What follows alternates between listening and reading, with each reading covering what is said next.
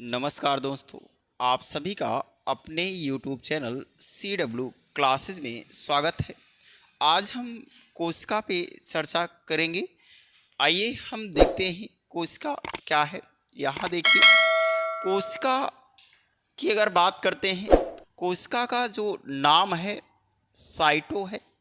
यहाँ आप देख सकते हैं, इनके नाम की बात करते हैं तो साइटो, ठीक है।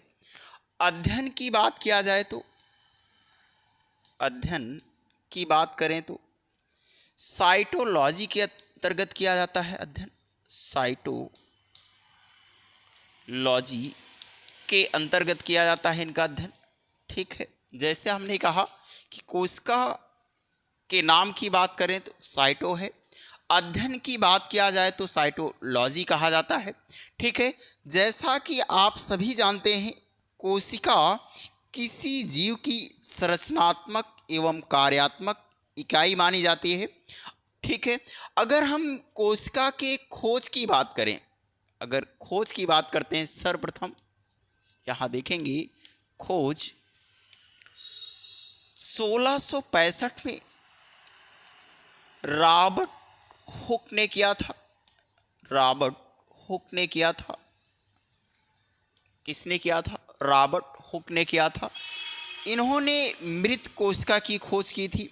जैसे आपसे पूछा जाए या आप जानते हैं कि बोतल की कार्क पर मधुमक्खी जैसे छत्ते के कोश देखे थे और उन्हीं को इन्होंने कोसा नाम दिया था, ठीक है। यहाँ देख सकते हैं। आगे आप बात करते हैं जीवित कोशिका की खोज। यहाँ देखेंगे जीवित कोशिका की खोज तो ल्यूहॉक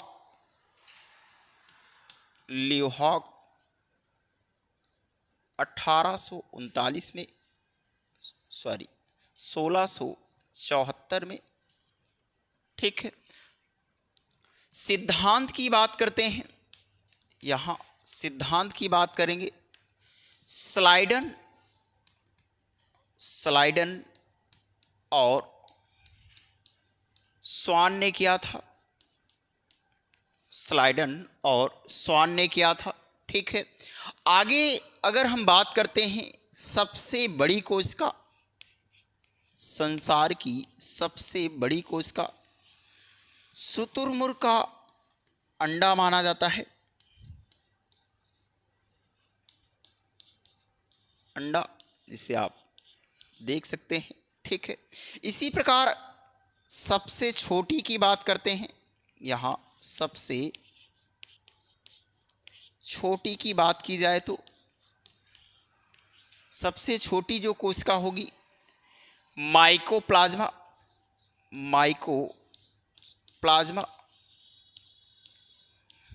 माइकोप्लाज्मा।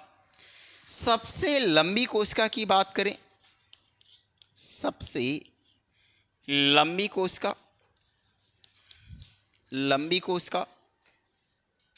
तंत्रिका कोशिका होती है। तंत्रिका कोशिका, यहाँ आप देख सकते हैं तंत्रिका कोशिका, ठीक है। सबसे लंबी कोशिका होगी। इसी प्रकार मानव में बात करते हैं सबसे छोटी कोशिका, तो यहाँ अगर मानव की बात की जाए, यहाँ ऐसे देख सकते हैं। मानव में जो होता है सबसे छोटा, पुरुष में स्पर्म, पुरुष का स्पर्म होता है, और महिला में सबसे बड़ा जो होगा, बड़ा आप देखेंगे तो महिला में अंडाशय होता है। अंडाशय होगा, ये आप यहाँ स्त्री लिख दे रहे हैं, ठीक है। अंडाशय होता है। अगर आगे बात करते हैं सबसे लंबी की बात कर लें मानव में, यहाँ देखिएगा लंबी की बात करते हैं। लंबी में आप देखेंगे न्यूरॉन होता है। क्या होगा? न्यूरॉन होता है। विभाजित रहित की बात कर लेते हैं। विभाजित रहित की बात करेंगे तो न्यूरॉन होता है। सबसे तेज विभाजित की बात करते हैं, सबसे तेज विभाजित की बात करेंगे, सबसे तेज विभाजित की बात करते हैं तो लीवर होता है। सबसे तेजी के साथ विभाजित इसी में आपका होता है, लीवर में सबसे तेजी के साथ कोशिका मानव में विभाजित होती है। इस तरह से आप बता सकते हैं। ठीक है, हमने आपको बताया कि खोज अगर देखेंगे 1665 में मृत कोशिका की, जीवित कोशिका की खोज 1674 में। सिद्धांत की बात करेंगे स्लाइडन और स्वान। सबसे बड़ी कोशिका की बात करेंगे शुतुरमुर्ग का अंडा। सबसे छोटी कोशिका की बात करेंगे माइकोप्लाज्मा। सबसे लंबी कोशिका की बात करेंगे तंत्रिका कोशिका। इसी प्रकार मानव में देखेंगे पुरुष का स्पर्म माना जाता है। और बड़ा की बात करेंगे अंडाशय होता है जो स्त्री में होता है। और सबसे लंबी की बात करेंगे न्यूरॉन होता है। विभाजित रहित की बात करते हैं तो ये आपका न्यूरॉन। और सबसे तेज विभाजित जिसमें होता है वो आपका लीवर होता है। ठीक है, इस तरह से इसको आप नोट डाउन कर सकते हैं। इसको एक बार नोट कर लीजिए। आइए हम चित्र भी देख लेते हैं। कोशिका का एक छोटा सा सेल लेते हैं। यहाँ देखिएगा ऐसे छोटा सा हम सेल ले लेते हैं।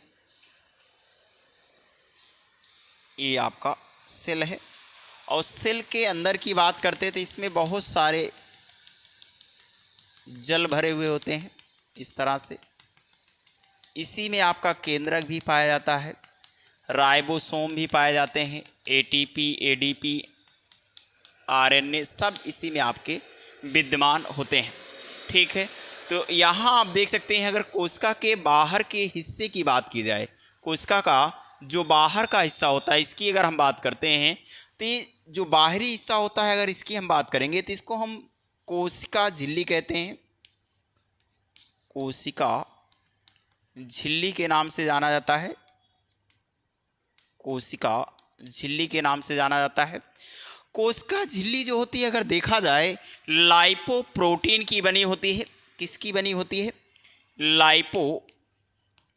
लाइपोप्रोटीन की बनी होती है, लाइपोप्रोटीन की बनी हुई होती है। अगर हम इसके अंदर वाले हिस्से की बात करें, इसका जो अंदर का भाग देखा जाए, इसमें अगर हम इसकी बात करते हैं, इसको हम कोशिका जल कहते हैं, कोशिका जल कहते हैं।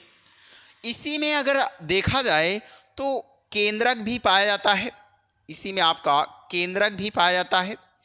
केंद्रक की खोज की बात करते हैं, यहाँ देखेंगे केंद्रक की खोज की बात करेंगे 1831 ईस्वी में रॉबर्ट ब्राउन नामक वैज्ञानिक ने केंद्रक की खोज की थी। यहाँ आप देख सकते हैं 1831 ईस्वी में रॉबर्ट ब्राउन नामक वैज्ञानिक ने केंद्रक की खोज की थी। केंद्रक जो होता है कोशिका का नियंत्रण केंद्र होता है, नियंत्रण केंद्र होता है जो कोशिका को नियंत्रित करने का काम करता है। क्लियर है? एग्जाम में आपसे पूछा जा सकता है कि कोशिका का नियंत्रण केंद्र किसे माना जाता है, तो आप बता सकते हैं कोशिका का नियंत्रण केंद्र केंद्रक को माना जाता है। क्लियर है? खोज की बात करेंगे तो 1831 में रॉबर्ट ब्राउन नामक वैज्ञानिक ने किया था। ठीक है, इसी प्रकार अगर हम बात करते हैं जैसे राइबोसोम की बात कर लेते हैं। राइबोसोम की अगर बात करते हैं तो राइबोसोम प्रोटीन संश्लेषण का काम करता है, प्रोटीन संश्लेषण का काम करता है।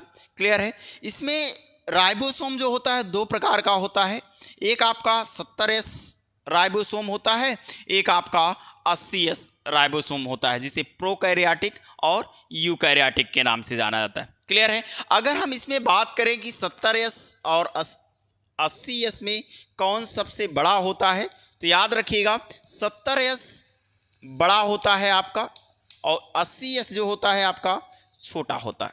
इसको आपको याद रखना है। ठीक है, 70S आपका बड़ा होगा और 80S जो होगा इसमें छोटा होता है। क्लियर है। इसी प्रकार अगर हम आरएनए की बात करते हैं, इसी में आपका आरएनए भी पाया जाता है।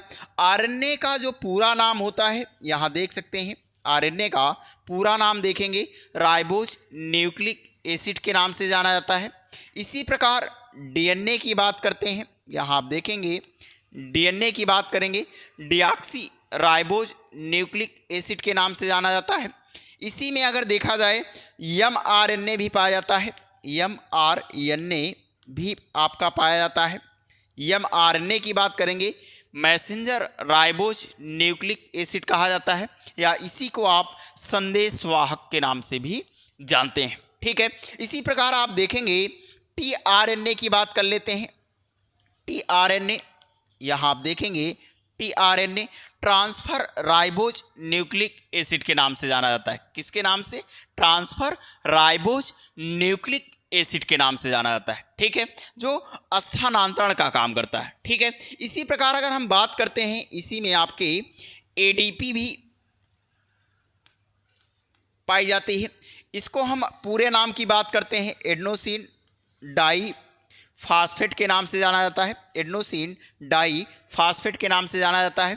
अगर इसी में हम देखें एटीपी भी आप देख सकते हैं एडेनोसिन ट्राईफास्फेट के नाम से जाना जाता है। ठीक है, इस प्रकार से आप इसको बता सकते हैं।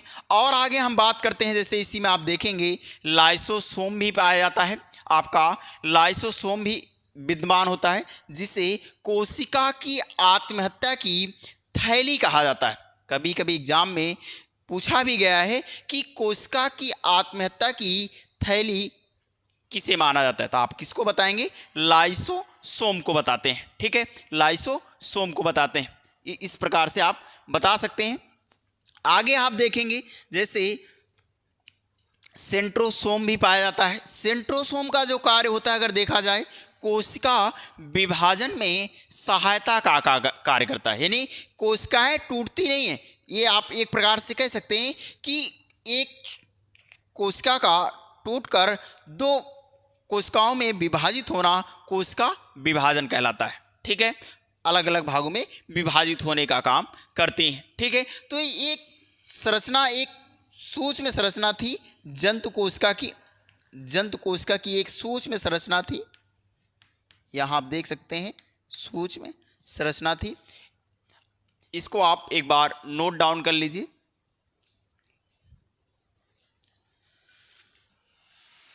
आइए हम पादप में देखते हैं। पादप में जो संरचना होती है कुछ इस तरह से आप देखेंगे, ऐसे कुछ। जब हम सूक्ष्मदर्शी की सहायता से देखते हैं कुछ ऐसा ही दिखाई देता है। यहाँ आप देख सकते हैं ऐसे बना हुआ होता है।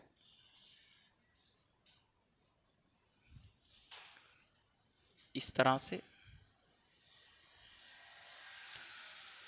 पादप का जो बाहरी हिस्सा होता है, अगर हम इसकी बात करते हैं, जो पादप का बाहरी हिस्सा है, इसको हम कोशिका भित्ति कहते हैं।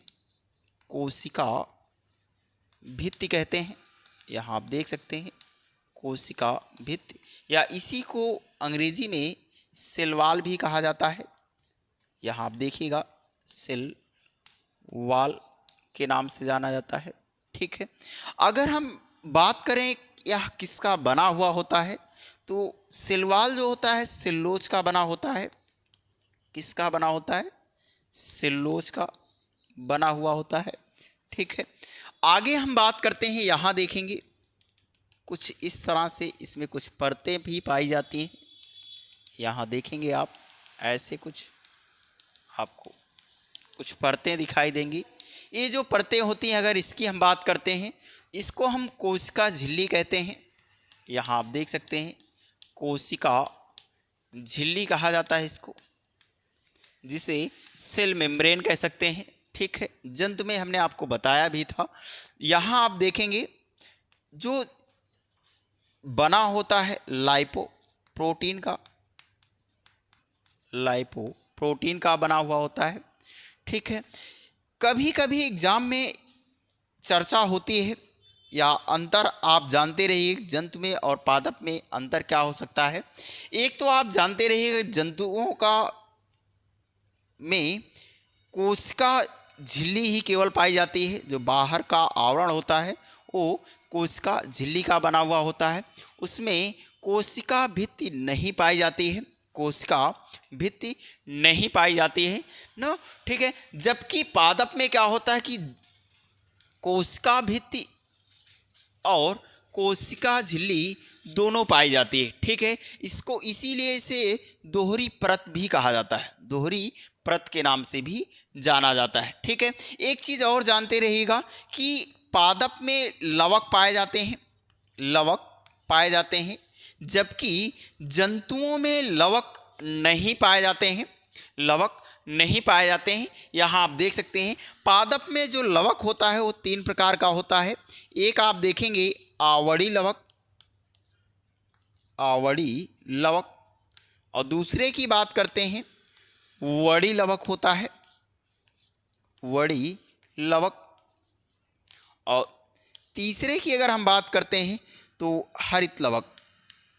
पहचान की बात किया जाए हरित लवक, हरित लवक पहचान की बात की जाए कैसे इनको हम पहचानेंगे कि अवड़ी लवक क्या है या वड़ी लवक या हरित लवक की पहचान कैसे की जाए, तो याद रखिएगा अवड़ी लवक जो होता है पादप के रंगहीन भागों में पाया जाता है। किस हिस्से में पाया जाएगा? रंगहीन भागों में पाया जाता है। जैसे आप समझ सकते हैं मूली का सफ़ेद होना, शकरकंद का सफ़ेद होना ना, ये किसके कारण होगा? अवड़ी लवक के कारण होता है। क्लियर है? ये भोजन संचय का भी काम करता है, भोजन संचय का भी काम करता है। यहाँ लिख सकते हैं भोजन संचय का भी कार्य करता है, ठीक है। इसी प्रकार अगर हम वड़ी लवक की पहचान की बात करते हैं तो यह पादप के रंगीन भागों में पाया जाता है। किस हिस्से में होता है? रंगीन भागों में पाया जाता है। जैसे टमाटर का लाल होना, चुकंदर का लाल होना, मिर्च का लाल होना, किसके कारण? वड़ी लवक के कारण, ठीक है। आपके प्रश्न यहाँ 2 तरह के बनते हैं। एक तो आपसे पूछेगा एग्जाम में कि टमाटर का लाल रंग किस लवक के कारण होता है, तब आप बताएंगे वड़ी लवक के कारण होता है, ठीक है। दूसरा प्रश्न इस तरह से बनेगा कि टमाटर का लाल रंग किस वड़ी लवक के कारण होता है, तब आप बताएंगे लाइकोपीन के कारण होता है, ठीक है। तो इसकी चर्चा हम आगे वीडियो में करेंगे, लेकिन जानते रहिएगा कि जो आपका वड़ी लवक होता है ये रंगीन भागों में पाया जाता है, रंगीन भाग में, ठीक है। इस तरह से आप याद रखना है, ठीक है। आगे आप देखिए हरित लवक की बात करते हैं। हरित लवक जो होता है अगर देखा जाए पादप में हरे भागों में पाया जाता है। इनमें जो मुख्य अवयव होता है वो क्लोरोप्लास्ट होता है। इसमें मैग्नीशियम धात भी पाई जाती है, मैग्नीशियम धात भी पाई जाती है, ठीक है। और पादप का हरा होना केवल हरित लवक के कारण होता है। किसके कारण होता है? हरित लवक के कारण होता है, ठीक है। इस तरह से आप इसकी पहचान कर सकते हैं, ठीक है। और बाकी इसमें आप देखेंगे तो इसमें भी जल वगैरह जैसे उसमें आपने देखा था जंतुओं में, उसी तरह इसमें भी आपके चीज़ें पाई जाती हैं, ठीक है। इस तरह से बना हुआ होता है, ठीक है। उम्मीद है कि आपको हमारी बातें समझ में आई होंगी, ठीक है। मिलते हैं नेक्स्ट वीडियो में। अगर वीडियो अच्छी लगी हो तो लाइक करना है, सब्सक्राइब करना है और कमेंट भी करना है। और तब तक के लिए नमस्कार।